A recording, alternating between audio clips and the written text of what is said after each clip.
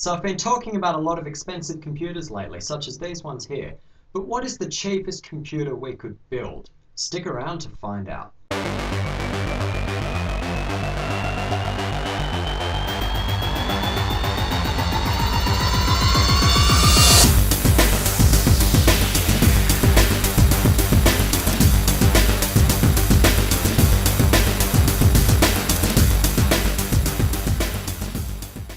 So if you've looked at the title of this video, you're probably thinking $280 isn't that much, and most parts actually cost more than that.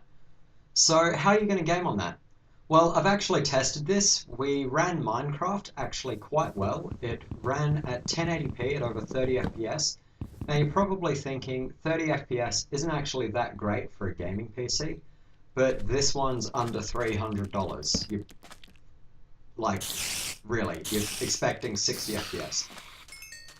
It's also good for older games as well, so you might have to bump the settings down a little bit, so like maybe 720p or maybe a little higher, but you might have to crank the details down.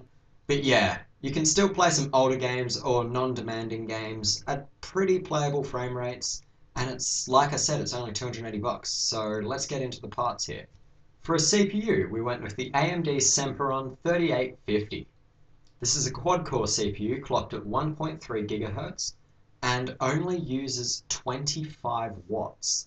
So this is a very low-powered CPU, so if you're not using this for just gaming, you just want a low-powered sort of system to check emails or something like that, this is going to be fine for only $47. For a motherboard, we went with the AsRock AM1B-MDH. This is a micro ATX motherboard supporting up to 16 GB of RAM.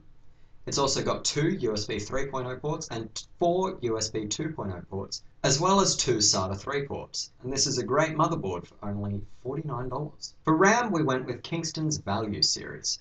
So we got 4 GB of DDR3 memory, clocked at 1866 MHz. This RAM is also C10, and it's only going to cost $49. Now we went with a bit of a weird storage solution for this build. We wanted to get the cheapest drive possible to stay in that sub $300 range.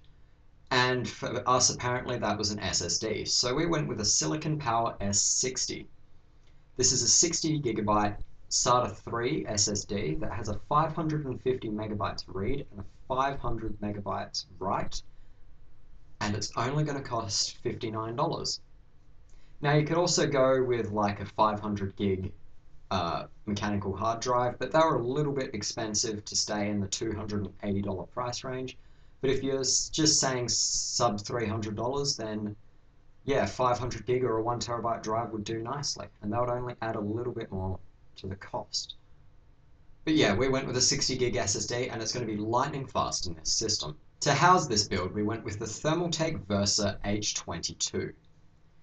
This is an ATX tower case that has USB 3.0 and a 500 watt power supply.